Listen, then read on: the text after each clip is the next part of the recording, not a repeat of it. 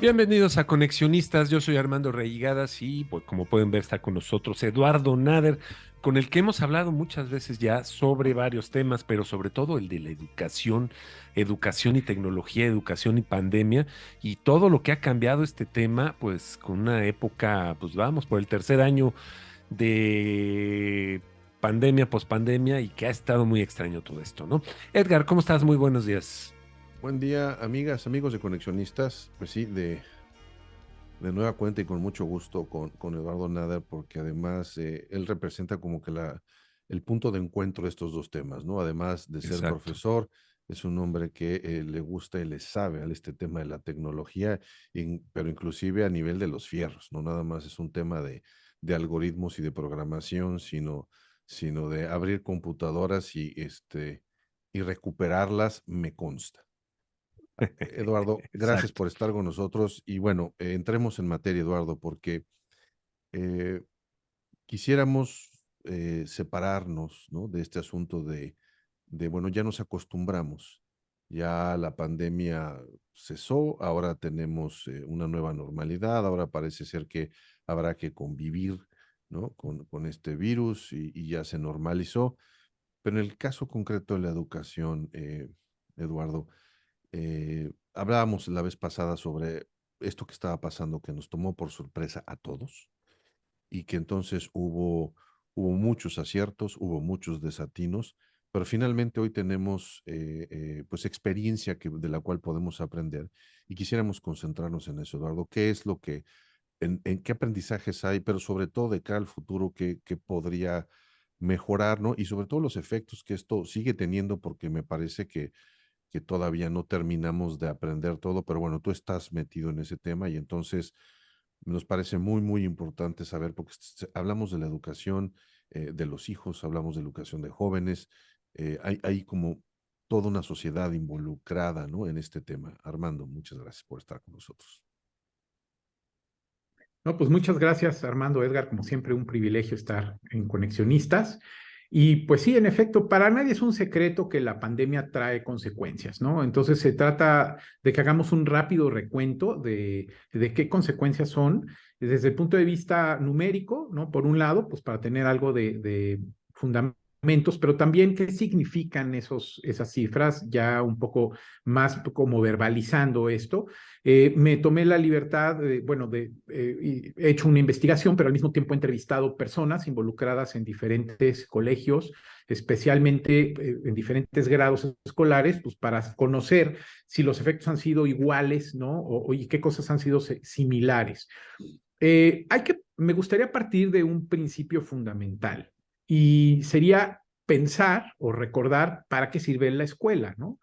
La escuela definitivamente pues es una preparación para el gran acuerdo cultural que tienen las naciones, pero al mismo tiempo pues es una preparación para la vida laboral. En los tiempos antiguos, por ejemplo, platicaba yo con unos universitarios, te digo ahora que partimos la rosca de Reyes, y les comentaba cómo, porque estábamos hablando de todos estos empleos que van a desaparecer y todo esto, y les decía, bueno, es que antiguamente el trabajo de oficina era como una especie de, tú eras un obrero. O sea, cuando llegabas a una oficina en los años 40, 50 y veías que habían 40 escritorios con 40 secretarias, era en realidad una línea de producción donde tenías tú a 40 secretarias produciendo documentos. Entonces, realmente el trabajo de oficina de hace unos años no era propiamente un trabajo intelectual como el que tal vez hoy tienen los analistas de mercadotecnia o los economistas, etcétera, ¿no? Como que ciertamente ha cambiado. O sea, tenemos que reconocer que lo que es la vida laboral sí ha tenido un giro importante. O sea, sí hemos pasado de un modelo eh, de factoría, incluso, o sea, me atrevo a decir, en las mismas oficinas, eran como factorías, y por lo tanto el modelo educativo de ir uniformado, atender a la chicharra de inicio de labores, la chicharra de corte de lunch, y esa educación tan disciplinada que pues era muy apta y muy propia para preparar a los futuros obreros o a los futuros trabajadores de las factorías, pues ya ese modelo se ha visto desgastado. Ya en la prepandemia hablábamos de eso, ¿no? Y hablábamos de incluso hacer algo de homeschooling, le llamábamos en aquel entonces. Ahora ya distinguimos también la teleeducación como dos conceptos diferentes, porque pues muchas personas incluso se preveía que iban a trabajar también desde su ambiente de hogar, ¿no? O iban a hacer home office y por lo tanto incluir cuestiones de homeschooling es importante. Otro de los cambios fuertes es acerca del autoaprendizaje. Existen muchas iniciativas y pre-pandemia, muchas iniciativas que iban enfocadas al autoaprendizaje, ¿no? Estos esfuerzos desde YouTube, ¿no? Common Sense y otros más, Nearpod, ¿no? Muchos esfuerzos en los cuales comunidades de maestros comparten lecciones para que los alumnos, si quieren, puedan estudiar. Incluso la Universidad de Harvard ofrece cursos gratuitos, ¿no? De tal manera que, pues como dicen muchos, tú puedas tener microtítulos o puedas tener microdiplomados, siempre y cuando tú te autoayudes a hacerlo. Claro que la educación es como el amor, ¿no? Tienes que querer, ¿no? Tienes que querer para educarte, lo Claro. que necesitas es quererte educar. Viene la pandemia y ya no es de que si quieres, ¿no? Ya no es opcional. De pronto nos sacan de las escuelas y nos vemos obligados, maestros y alumnos, a enfrentar un mundo digital. Y ahí vienen, pues, dos, digamos, posturas, ¿no? Por un lado, lo malo, que es obviamente la falta de socialización y algunas cosas que se fueron viendo con el tiempo. Un problema que no es exclusivo de México, por ejemplo, es el tema del plagio, ¿no? O sea, claramente, pues, una de las, me adelanto, de las consecuencias negativas es esta costumbre ya a cortar y copiar, ¿no? Pero porque por el lado bueno, el autoaprendizaje y lo que fue el aprendizaje de los alumnos en el modelo a distancia, es que en la computadora tenías todo lo necesario para aprender. O sea, dentro de tu ecosistema digital están los documentos, las lecciones, los videos, pero también las herramientas para que tú trabajes y hagas tu tarea, ¿no? Entonces, esto que es maravilloso, o sea, las herramientas digitales para aprendizaje son maravillosas porque no necesitas a nadie realmente para aprender. El problema es que eso funciona muy bien para los adultos maduros, ¿no? Que queremos voluntariamente aprender o para continuar esto de lo que vamos a hablar un poquito más adelante, que es el ser alumnos por siempre, ¿no? Que es el nuevo modelo que también se requería. Entonces, cuando los alumnos se ven obligados a aislarse y educarse a distancia, pues lo que se pierde, que es fundamental para el desarrollo de los jóvenes y de los niños, pues es el tema de socializar, ¿no? El encuentro personal, el encuentro persona a persona, para bien y para mal.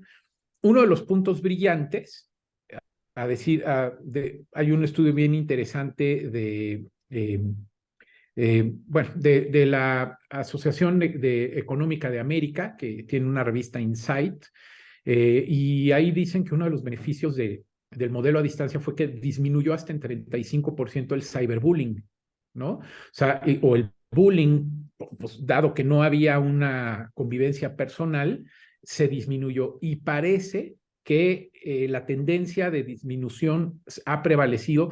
En algunos lugares ya llevamos un año de vuelta al modelo presencial. En México oficialmente apenas llevamos un semestre, ¿no? Pero en algunas partes de China, de India, de Estados Unidos, desde finales de 2020 en algunos casos y en 2021 en algunos lados ya se retornó al modelo presencial.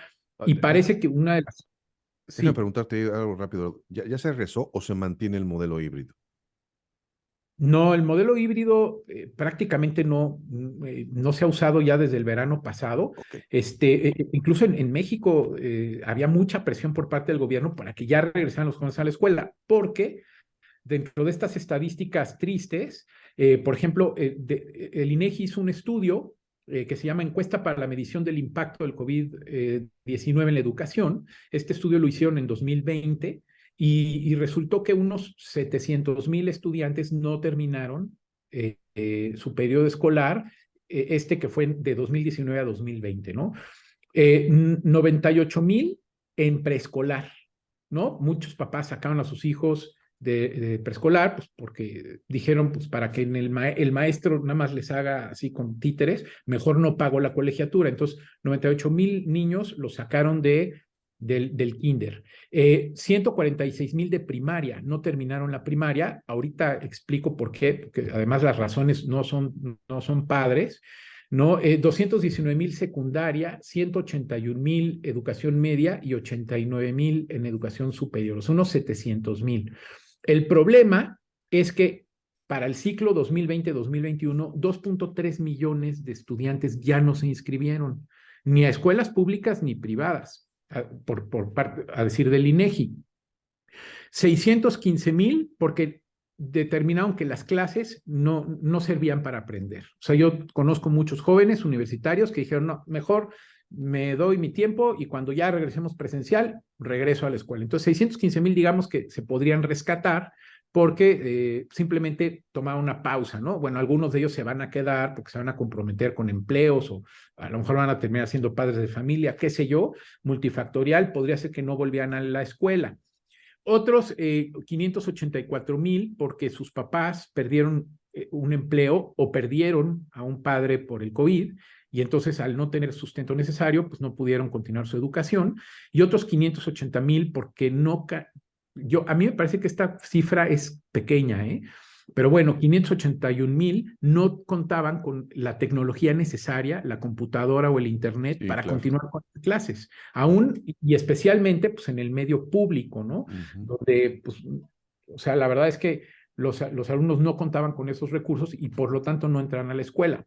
Ahora, platicando con algunos maestros, me dicen que además se hizo un gap entre lo que es aprender y comprender.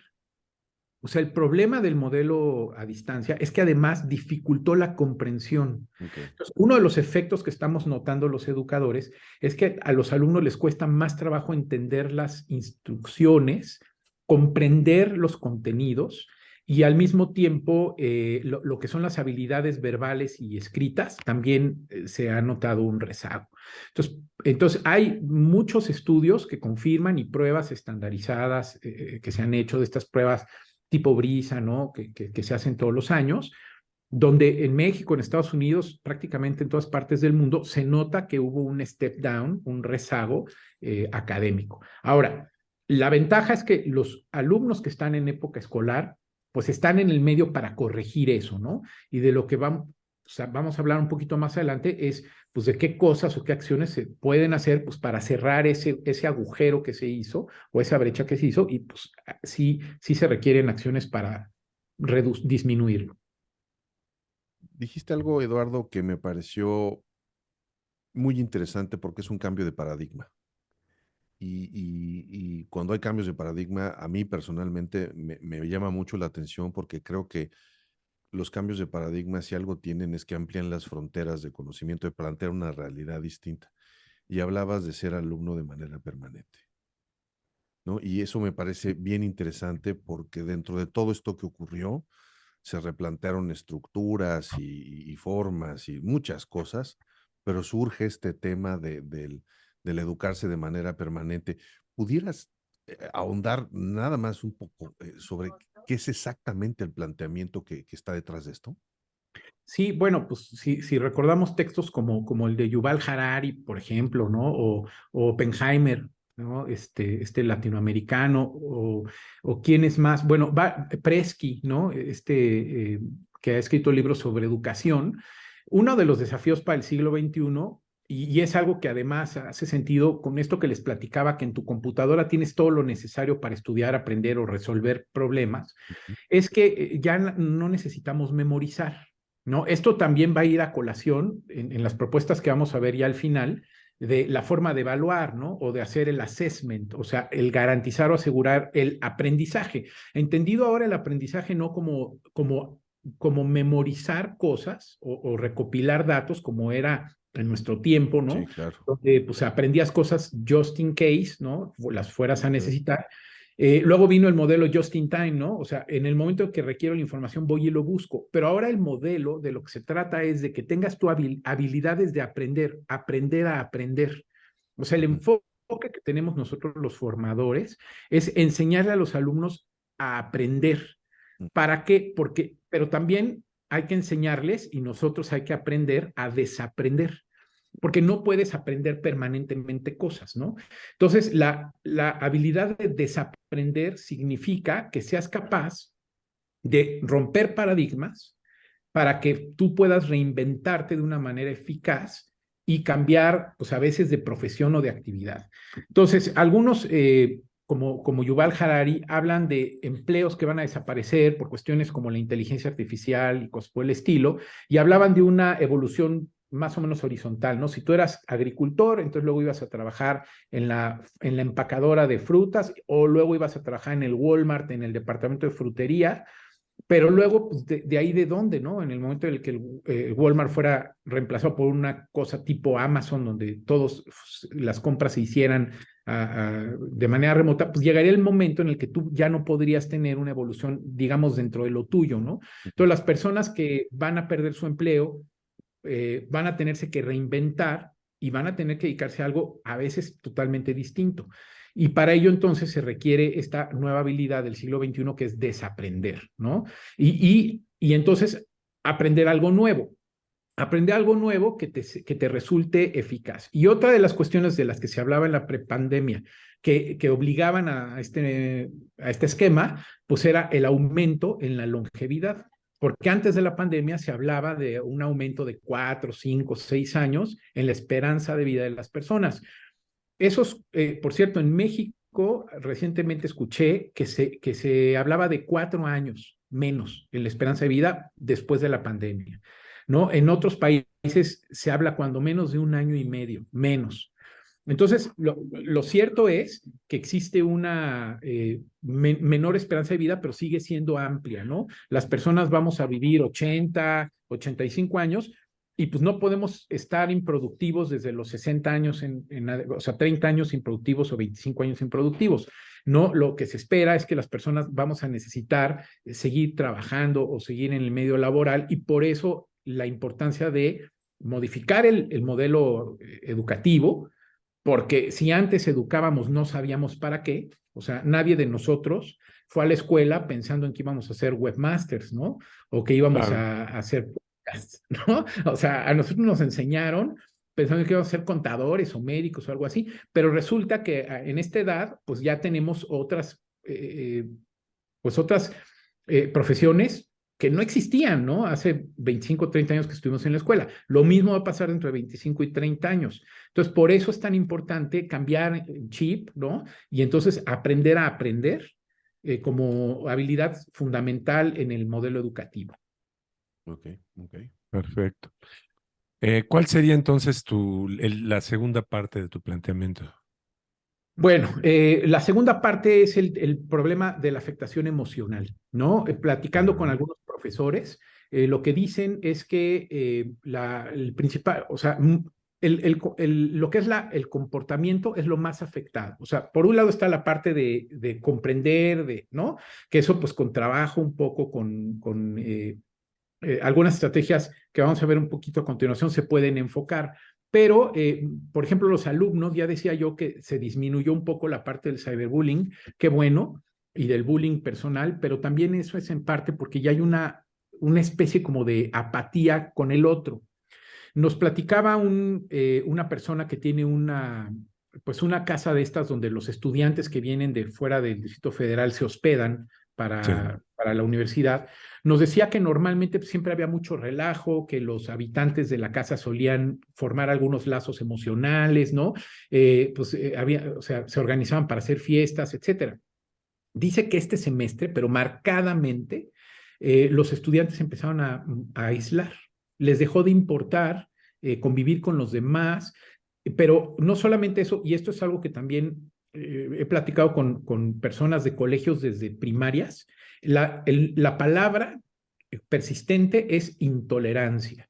O sea, las personas al aislarse y al resolver sus problemas de manera simple, y al estar también en un ambiente seguro, como es el hogar y con la vigilancia de los papás, etcétera, etcétera, no importa la edad, se convirtieron aparentemente en personas menos tolerantes a la frustración, más impacientes dispuestos a estar aislados o solitarios, ¿no? Bien Incluso interesante. algo que a mí me sucedió es que tuve algunos estudiantes que cuando yo dejaba trabajos en equipos, lo hacían solos. O sea, aunque yo los decía, a ver, fulano, sultano y perengano van a trabajar juntos, de repente recibía el trabajo de dos y otro trabajo de uno solito. Ah, Y ok. yo le decía, oye, pues, se trata de hacer trabajo en equipo. No, prefiero yo hacerlo solo. O sea, obviamente un trabajo en equipo tiene una carga mayor que un trabajo individual. Bueno, pues hay alumnos que prefieren la carga del trabajo con tal de no hacerlo colaborativamente. Entonces, hay que trabajar mucho en esa parte. Obviamente hay que hacer pequeños cambios para que se den grandes cambios al futuro. Y ahorita voy a hablar de una metodología que propone una tutora de la Universidad de Florida, de la costa de Florida, donde básicamente lo que habla es de hacer pequeños cambios, ¿no? Para que se noten. Pero Claro, termino con el diagnóstico. Entonces, las personas muestran se muestran más irritables, 50% más de faltas de respeto, de acuerdo a un estudio también en Denver. Decían que sí, el 89% de las escuelas públicas dijeron que hubieron cambios en el comportamiento de los alumnos, ¿no? 9 de cada 10 escuelas reportaron que los alumnos no se sentían tan seguros, ¿no? En las escuelas. Por otro lado, en el salón de clases fue más fácil mantener el orden. Pero, claro, porque, ¿Pero por qué? Pues porque los alumnos se equiparon durante la pandemia con celulares, audífonos, ¿no? Cosas que no tenían en la prepandemia, pero que ahora tienen, porque se los compraron para que pudieran tener sus clases y ahora lo llevan a la escuela y es muy fácil que los alumnos se pongan sus audífonos y se pierdan. Entonces tú se tienes aíslan, alumnos calladitos en clase, pero no están en clase, ¿no? No están claro. ahí. Entonces hay que empezar a trabajar. ¿Qué tenemos que hacer entonces los educadores? Bueno, Me pues gustaría primero hacer una preguntita rápidamente, claro, perdón. Aquí lo que estoy notando, lo que acabas de decir en este último punto, es que hay una especie de anti-integración a la sociedad, ¿no? Es decir, como que les cuesta más trabajo integrarse a un grupo, a un equipo de trabajo, etcétera, etcétera. ¿A qué se debe esto? A que ya tienen ellos hechos perfectamente bien sus círculos de manera digital. Es decir, que, pues, ¿para qué platico con este güey si yo tengo otro que platico con él todos los días, aunque vive en Canadá? ¿O se debe a un miedo todavía latente a que si me acerco mucho a una persona me contagia, me pasa el bicho? ¿Cuál crees tú que sea aquí la verdadera razón? mira, es multifactorial. Algunos, por ejemplo, hay un déficit, por ejemplo, en la autoconfianza, ¿no? Ok, O sea, una de las cosas en las que tenemos que trabajar es en eso. Uno de los fenómenos que a mí me ocurrió, o sea, tal vez sea por el tipo de materia que yo imparto, es que se me binarizó el grupo. O sea, la mayoría, te podría decir más del 50%, sacó 9 o más de calificación. Y del 50% restante, la gran mayoría sacó 7 o menos. Hubieron muy mm, poquitos como en el término medio. ¿Esto qué quiere decir? Que algunos alumnos se lograron, pues, reponer, digamos, ¿no? Y rápidamente agarraron ¿no? El ritmo y pudieron trabajar, pero otros alumnos, pues no lo consiguieron. Entonces, platicando, por ejemplo, con mis coordinadores, ¿no? Y pues atendiendo esto, porque algo que me fascina en la escuela en la que yo doy clases es que ahí sí, o sea, de verdad, el enfoque al estudiante, ¿no? A la educación personal, no en el sentido de como dar clases particulares para cada alumno, sino realmente entender las necesidades de cada alumno y tratar de, en la medida de lo posible, de atenderlas. O sea, sí se trabaja mucho, se enfatiza mucho en eso. Pero como es complicado, entonces una de las técnicas que me propusieron y que me parece maravillosa, y luego la vi también reflejada con esta persona de Florida, es que ajá, tienes que hacer un mapa de tus alumnos para ver más o menos en dónde anda cada uno de ellos, ¿no? O sea, mapear de alguna manera, tener una cierta claridad y hacer una escala o un sistema como de escala o de puntos o de semáforo para que tú veas cuáles son los alumnos que sí están pudiendo trabajar solos, cuáles son los alumnos que no pueden trabajar en equipo, por ejemplo, o sí pueden, cuáles son los que tienen los que pueden expresarse o exponer en clase o no les importa exponerse y cuáles son los que no les gusta exponerse. O sea, ir más allá de clasificar a los alumnos en auditivos, kinestésicos y auditivos. Ya creo que lo había dicho, bueno, visuales, auditivos y kinestésicos. Más allá de eso, o sea, tratar de entender otros intangibles, ¿no? Entonces sí hay que estar pues muy pendiente de la diversidad. Ahora, yo creo que esto se va a normalizar, ¿no? Especialmente los alumnos que vienen de 2 años de primero a distancia y luego híbrido y así, digamos que es la generación que de alguna manera pues va a ser va a presentar los mayores desafíos, pero conforme vaya transcurriendo el tiempo, se irá normalizando este tema, ¿no? Entonces, Claro. entonces sí, o sea, sí hay una dificultad, pero tal vez se deba no tanto al miedo, porque por ejemplo los alumnos en preparatoria ya dejan de usar el cubrebocas, aunque les pidas que lo usen, o sea, no le tienen tanto miedo al contagio, sino más bien es si me permites usar la palabra, un menosprecio a la, pues a la convivencia, ¿no? O sea, por ejemplo, esto que nos decía esta persona, que ya los muchachos dejan de hacer fiestas, los que vivían en la misma casa, y dice que algunos de ellos prefieren mejor irse a vivir con una persona, o sea, en lugar de estar en un recinto donde viven 20 o 30 estudiantes, mejor prefieren irse a vivir a un departamento con otro o otras 2 personas. O sea, sí hay un problema ahí de que se acostumbraron a vivir aislados y les incomoda de repente el ruido o la presencia de muchas personas. Insisto, yo estoy casi seguro que esto pues va a tender a resolverse, pero pues hay que tomar eso en cuenta. Y los niños chicos también presentaron problemas de motricidad, de coordinación, ¿no? Entonces ya están los maestros, pues eso se detecta muy claramente, y también ya los maestros de primaria y de preescolar, pues ya están trabajando también sobre ese tema, ¿no? Entonces pienso que es algo que se tiene que resolver. Ahora, los alumnos, entonces el nombre del juego se llama, y me gusta mucho hablar de los alumnos, pero me gustaría, cada vez que digo alumnos, entre paréntesis, habláramos también de los profesores, porque también los profesores fuimos sometidos a estrés, a incertidumbre, a aislamiento, ¿no? O sea, más o menos también Ok. la cosa aplica. Y porque normalmente somos adultos maduros, pues no somos de cartón, ¿no? O sea, también nos pega un poco la emotividad, la melancolía, algunos perdimos gente querida, ¿no? O fuimos sometidos a miedo, incertidumbre, reducciones salariales, ¿no? O varias, o sea, multifactorial, según cada quien en qué contexto y lugar estaba, ¿no? Entonces, también la salud emocional en profesores ha sido, pues, necesario atender. Igual en este colegio en el que yo estoy, como nunca, hubieron actividades de integración, actividades de dinámicas, pues de fortalecimiento de trabajo colaborativo, tomar en cuenta la opinión de los profesores para las decisiones que se hicieran en el colegio. O sea, como nunca noté yo esa genuina preocupación por parte de los administrativos pues, de que sus profesores estemos emocionalmente estables, ¿no? Y una de las maneras, y eso aplica también para los estudiantes, es eh, hacer toda una estrategia.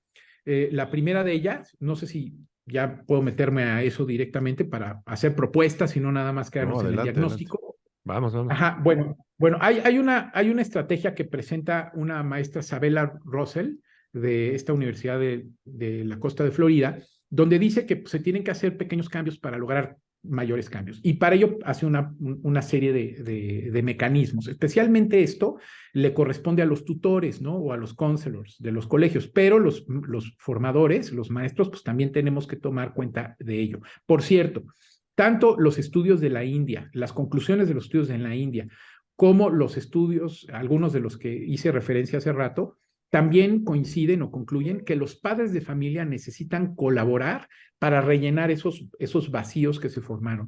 O sea, ya los padres de familia no pueden esperar que el colegio solito pueda resolver esas cosas, ¿no? Por ejemplo, la parte de socializar, los padres de familia que estén escuchando este programa, espero que lo tomen en cuenta y que también ellos fortalezcan las reuniones familiares, los viajes o las vacaciones en familia, las salidas en familia, porque sí es importante las visitas, ¿no? Digamos, con entornos no del diario, con tíos o cuestiones por el estilo, para que también coadyuven a estas necesidades, ¿no? Que se necesitan resolver. Entonces, bueno, la primera estrategia la primera acción es detallar, ayudar al estudiante a que haga un detalle de lo que está haciendo o pensando, ¿no? Que ponga más atención en lo que hace o piensa. Básicamente es responderse los qués, ¿no? Entonces, una pregunta, por ejemplo, que le puedes hacer a un alumno que, haz de cuenta, de repente un alumno no trabaja en clase. Entonces, en lugar de preguntarle, ¿por qué no trabajas? Preguntarle, oye, ¿qué estás pensando que te impide trabajar? ¿O qué estás escuchando que te impide trabajar? ¿Qué estás sintiendo que no te motiva a que hagas el trabajo? O sea, tratar de empezar a que sus emociones las verbalice a través de preguntas, ¿no? La vieja técnica de los filósofos, ¿no? O sea, tratar de empezar a hacer preguntas, a Pensé que romper. ibas a decir la vieja técnica de la chancla. Si Bueno, no me no, no, o contestas, sea, 5 puntos menos. no, creo que más que nunca no caben ese tipo de estrategias, ¿no? Aquí el alumno lo que tiene que hacer es empezar sí, a pensar hacia su interior, pero también empezar a descubrir al otro nuevamente, ¿no? Yo creo que ese es parte del trabajo, ¿no? ¿Qué sientes? ¿Qué escuchas? ¿No? Un alumno me decía, profesor, ¿puedo usar mis audífonos de cancelación de ruido? ¿No? O sea, Porque usted para es un ruido. o sea, el ruido no, bueno, pues se vale, ¿no? O sea, esa emoción de me molesta el ruido, entonces quiere usar sus audífonos de cancelación de ruido, ¿no? No me dijo, de veras, no pongo música, le doy mi celular, pero déjeme ponerme los audífonos de cancelación de ruido. Y dices, caray, ¿no? O sea, sí son este tipo de cosas. Ahí, lástima que yo no había pasado por estas técnicas, le debía haber preguntado, ¿qué te molesta? ¿Qué es lo que escuchas? ¿Qué te impide, no? O sea, empezarle a hacer que él se empiece a contestar esas preguntas. También otra estrategia o lo que seguiría sería también empezarle a hacer ya la pregunta de los cómo, ¿no? Esto le llaman mind mapping, ¿no? Que él de alguna manera también empiece a encontrar una relación entre sus pensamientos y sus emociones. Entonces, empezarle a preguntar, por ejemplo, ¿cómo harías? Haz de cuenta, ¿no? Profesor, es que esto está muy difícil. Bueno, ¿cómo lo harías diferente para que fuera más fácil, ¿no? O es que no me gusta hacer esto. Bueno, entonces, ¿cómo te gustaría que te hubiera yo pedido el trabajo? ¿O cómo te hubiera gustado que fuera la evidencia para que te sintieras más motivado en hacerlo, ¿no? O sea, empezar a tener, te digo, ese diálogo de qué es, de cómo. La tercera técnica es el cheering, ¿no? O echarle porras al alumno. Cuando hace pequeños logros, reconocérselos, ¿no? Especialmente, por ejemplo, alumnos, esto sí lo hemos aplicado. O sea, sí fue una de las cosas que previmos cuando inició el semestre. Nos decían, algunos alumnos perdieron familiares o tal y cual alumno, por ejemplo, tiene dificultades para hablar en público. Entonces, cuando suceda, celébrenselos, ¿no? De alguna manera, háganles ver o denles el crédito de ello, ¿no? Aunque sean pequeñas cosas. Y luego la siguiente técnica se llama amplificar. Amplificar no quiere decir mentir en el sentido de que un pequeño logro parezca que fue un gran logro, sino amplificar el logro, o sea, reconocer un logro pequeño y luego decir, ¿y ahora qué podrías hacer para que fuera mejor? Okay. O muy bien, perfecto, ya conseguiste, por fin lograste hacer un ensayo de 2 páginas. ¿Qué necesitarías hacer para que ahora pudieras hacer un ensayo de 3 páginas, ¿no? O mira, pudiste hacer un ensayo bien, pero me parece que faltan algunas referencias. ¿Cómo podrías tú o qué crees que podrías hacer para que no te faltaran las referencias o los fundamentos, etcétera, ¿no? O sea, empezar a hacer esto. Otra técnica interesante es el reframing o el refrasear, que es darle diferentes opciones a los alumnos para que se escuchen de manera diferente, ¿no? Por ejemplo, llegó una alumna conmigo y me dijo que ella tenía demasiadas ocupaciones eh, ¿no? personales y que por eso le costaba trabajo hacer ciertas tareas, ¿no? O sea, como que está involucrada en demasiadas actividades, que también es uno de los efectos de la pandemia. Muchos alumnos se involucraron en equipos deportivos o en actividades, incluso algunas de ellas, pues de carácter social muy plausible, pero se les olvidó, como me decían a mí, que pues no eres un trabajador que estudia, sino eres un estudiante que trabaja, ¿no? O que se entrena o otras cosas, pero primero que nada eres un estudiante, como que la escuela pasó a segundo término, ¿no? Entonces, un poco ayudarles a tener esa dimensión. Si te dicen, no, profesor, es que tengo demasiadas horas de entrenamiento y termino muy cansado, entonces tratar de refrasear eso y decirle, o sea, tú lo que me estás diciendo es que tu entrenamiento impide que puedas organizar tu tiempo para estudiar, o tú lo que estás diciendo es que tu bienestar peligra porque le dedicas demasiadas horas, o cómo podrías optimizar el número de horas para que fuera compatible con tu estudio. O sea, tratar de alguna manera de, entre preguntas y refrasear, tratar de darle ejemplos de cómo podría sonar diferente o cómo la otra persona escucha pues su queja eh, pues sí, su visión, ¿no? De cómo ve las cosas, cómo la otra persona lo podría escuchar un poco diferente, ¿no? Y finalmente, establecer ese sistema de escalas, ¿no? Desde uno hacia los alumnos, pero también con ellos, ¿no? Decirles, en la escala del 0 al 10, de veras, es tan simple esto. En la escala del 0 al 10, ¿qué tan enojado te sientes? O sea, cuando un alumno te llega a reclamar, por ejemplo, que no le aceptaste un trabajo tarde. A ver, en la escala del 0 al 10, ¿qué tan enojado te sientes? ¿No? O en la escala del 0 al 10, ¿qué tanto crees que tienes tu responsabilidad de esto? En la escala del 0 al 10, ¿qué tanto crees que yo tengo responsabilidad de esto? O sea, para que de alguna manera también pueda empezar a no sobredimensionar pues, ciertas situaciones. Pues básicamente eso es pues esta metodología que me pareció muy al lugar de comentarla, porque pues, necesitamos seguir en el proceso de formación. O sea, a pesar de las eh, inconveniencias de la pandemia, pues ya se acabó la pandemia. Lo que se hizo mal no tiene mucho caso repasarlo o revisarlo porque pues ya pasó. O sea, ya Sí. lo que no funcionó en el medio híbrido, pues ya se acabó el formato híbrido, ¿no? Se persistirá la metodología híbrida, pero para adultos ¿no? Maduros o para maestrías o para estudios adicionales, pero lo que es la escuela básica volverá a ser una acción personal, ¿no? De encuentro de persona a persona, y pues lo que nos queda es sí tomar en cuenta o hacer una evaluación de lo que ocurrió, pero mirar hacia el futuro. Sí, sin duda, Eduardo. Y para cerrar, y además para invitarte a otro programa, me parece, por todo lo que te estoy escuchando, o sea, todas estas técnicas que se me hacen bien interesantes de diálogo para aplicar, no solamente en el aula, o sea, hacia uno mismo, ¿no? La relación con tu familia, me parece bien interesante esto que planteas, pero creo que vale la pena explorar contigo que todo este peso recae en el profesor.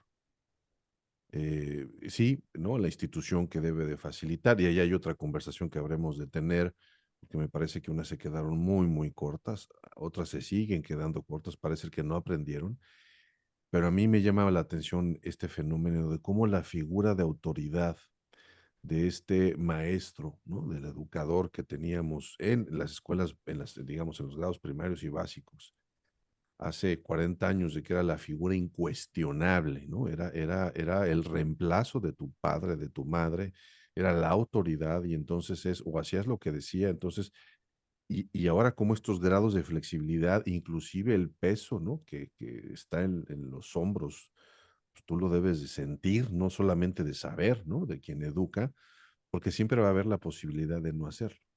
Uh -huh. Siempre va a haber la posibilidad de decir, pues, a mí me darán todas estas técnicas, yo le voy a hacer, ¿no? Con el borrador, el gizazo y las técnicas que yo quiero y me parece que en términos como sociedad, que es la parte que me gustaría que exploráramos en una siguiente ocasión, Armando, eh, esta relación de autoridad que empieza o que se refuerza en el aula, porque dijiste algo bien importante. Ahora hay un involucramiento de los padres. O sea, se entiende que todo este peso ya no es algo que se segmentaba y entonces era algo así como fragmentado, algo ocurría en la casa y después en el colegio. Y ahora dices, no, ahora es todo el entorno tiene que ver. Y entonces o nos involucramos todos o esto no funciona. Y eso me parece que es un paradigma que no teníamos, Sí. que quizás alguien, ¿no? Lo había empezado a hacer por ahí, y el peso de la figura del profesor, y me gustaría entender qué es como sociedad, ¿no? Lo que podemos hacer, porque de entrada, y con esto cierro este largo comentario, cuando yo veo y me entero por ti, por la gente que tenemos cerca, por mis intenciones alguna vez fui profesor, y de regresar a clases, los ingresos que tienes o que se tienen y la responsabilidad que estén, me parece que ahí hay un tema que hay que revisar porque la disparidad es enorme. O sea, Sí. es enorme. Yo si hay una profesión que me parece que es más mal pagada que cualquier otra, es esa. Y el fenómeno que veo ahora en Estados Unidos, y con esto cierro, hay una amenaza bien interesante con estas corrientes extremas. Hoy dar clases, he visto, tengo varios vecinos que han dado clases en preparatorias públicas y que en una conversación con ellos, él es griego, inmigrante griego nacionalizado estadounidense, me decía: Edgar, yo ya no sé si quiero dar clases. O sea, en este estado, hablar, por ejemplo, el periodo de la historia de Estados Unidos, de la guerra de secesión, de ese periodo tan oscuro, y no tocar el tema de la esclavitud, me parece que es negar esta comprensión. Me dice, pero hoy, ¿no? Si lo hago, me demandan. Entonces, Sí. hay extremos, ¿no? Izquierda y derecha, ¿eh? No estoy yo ubicando. Si a esto que escucho contigo le sumo esta otra realidad que ahí está, o en Canadá, ¿no? Esta avasallante tema de la equidad de género que de repente se malentiende y toma extremos, y entonces en el colegio, si tú no utilizas el lenguaje inclusivo, entonces te condenan. Agrégale eso además. Me parece que la figura, y eso sí, con el mismo salario. Eso me parece terrible. Entonces, ojalá y tengamos oportunidad de ese tema en particular hablarlo contigo. Y para cerrar, ¿qué mensaje dirías, o sea, que cabe, ¿no? En esto que nos acabas de comentar? ¿Qué reflexión final nos podrías dar, Eduardo, en el tema de justamente cómo entender, ¿no? Esta nueva dinámica que se está dando en la educación? Bueno, es que ciertamente la figura del profesor va cambiando, Ok. ¿no? Es algo que a mí me ha costado trabajo asimilar y aceptar, porque también dentro de lo bonito de ser profesor, pues es un poco ser esa figura, no solamente de autoridad desde el punto de vista, vamos a decir, piramidal o de mando, si así lo pudiéramos ver, sino también intelectual, ¿no? El que tú seas una persona que demuestre o que los alumnos reconozcan pues que tienes ciertos conocimientos o habilidades y que se vean en ti pues tú te conviertes en un modelo o en un Mm. ejemplo para ellos. Sin embargo, desde hace tiempo se ha tratado de cambiar la figura y el papel o el rol del docente en clase, ¿no? Por ejemplo, te hablo de lo que yo hago ahora. O sea, estas clases de 45 minutos con unas presentaciones en keynotes sumamente documentadas, ya no existen. O sea, ahora lo que a mí me corresponde es sentar el contexto, o sea, crear algunas eh, o presentar algunos cuestionamientos o algunas estructuras de qué es lo que se va a trabajar y después de eso, permitir que los alumnos sean ellos los protagonistas de su aprendizaje y acompañarlos. Ahí es donde se puede dar esa educación personalizada, porque cuando tú estás 45 minutos en el aula dando clase, ¿no? Y los que están ahí es como un auditorio, y pues, sí tienes preguntas y respuestas, no puedes involucrar, ni te aprendes los nombres de los alumnos, ¿no? Esa es la verdad. ¿No? Pues cuando nosotros íbamos en aquellas escuelas donde éramos 56, éramos un número de lista, el 20, el 30, el 15, ¿no? O sea, no, ni siquiera se aprendían los maestros nuestros nombres.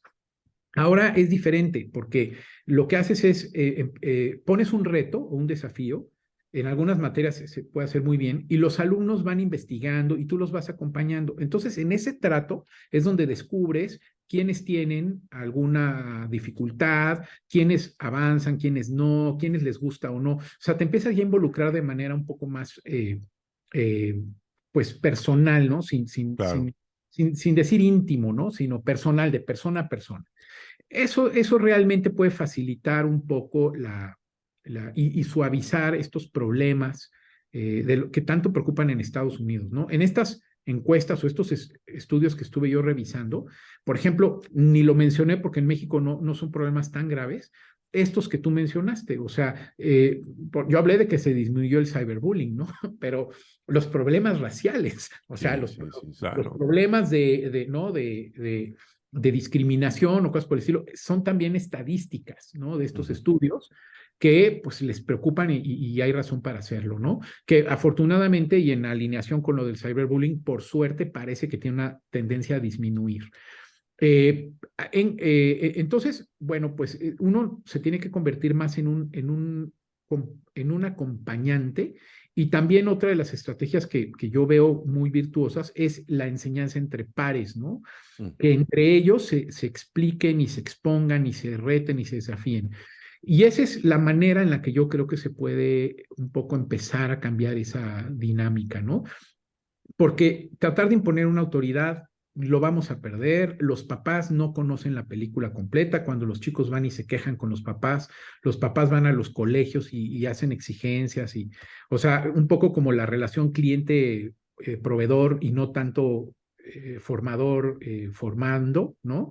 Entonces hay que evitar esa posibilidad, ¿no? Y creo que una manera es haciendo al estudiante protagonista, que él sea el responsable, el único o el principal responsable de su educación y de su formación. Mm. Y entonces, y nosotros acompañarlo, guiarlo, mostrarle la puerta, pero quien tiene que caminar hacia ella, pues ese es el Es el alumno. estudiante, claro. Por Muy bien. supuesto. Pues muchas gracias, Eduardo. Se agradece que estés de esa forma tan bien documentado, estés al día y sobre todo nos vayas aclarando un poco como papás. En mi caso, que todavía tengo dos jóvenes en edad escolar, pues ver cómo está esto y cómo va este tema, ¿no? Pues sí, sí, todo esto, pues, Edgar. No, no, agradecerte. Hay cosas que me llamaron mucho la atención, ese tema del aislamiento, ¿no? No Ujú. sé, hay cosas que uno supone que ocurren, pero cuando alguien que está en el medio te lo comenta, lo ratifica, y además te abre nuevas distinciones, híjole, siempre hay que Eh, agradecerlo. Yo, esta parte del tema emocional, eh, eh, es algo que me inquieta ver cómo florece y la forma en la que se aborda. Y bueno, lo que pones claro. en la mesa, eh, pues sí, me hace reflexionar otras tantas cosas. Y bueno, pues agradecerte, Eduardo, y invitarte ¿Eh? en una nueva ocasión para que podamos ver exclusivamente la parte, ¿no? De este orquestador, ¿no? Que entiendo que es la figura del profesor, de la profesora, ¿no? En donde tiene que lidiar con su institución, con el alumno, con el conocimiento y con los padres de familia. Entonces, varias, Que no varias es poca cachuchas al cosa. mismo tiempo, muchas, sí, y que no es poca cosa. Muchas gracias, Eduardo, de veras. muchas gracias, encantado de contribuir aquí en este espacio. Para finalizar, ya sabes, la pregunta obligada, tus redes sociales, ¿cómo te seguimos? ¿Cómo sabemos de ti? Me encuentran como Lalo Nader en prácticamente todas las redes o en mi página www.stotal.com. Ahí estoy a sus órdenes para responder dudas o ampliar temas. Buenísimo. Perfecto. Perfecto, muchas gracias. Y nosotros somos Conexionistas MX en Facebook y en Twitter. En YouTube nos encuentran como Conexionistas México. No se olviden seguirnos, no se olviden darle like a nuestro canal. Y también nos encuentran en Spotify. La música que estamos escuchando es música de Alejandro Saborita, ahí lo encuentran en YouTube. Y el diseño de Conexionistas es diseño de Sofía Reynoso, ahí la encuentran en Twitter y en Facebook. Muchas gracias, nosotros somos Conexionistas.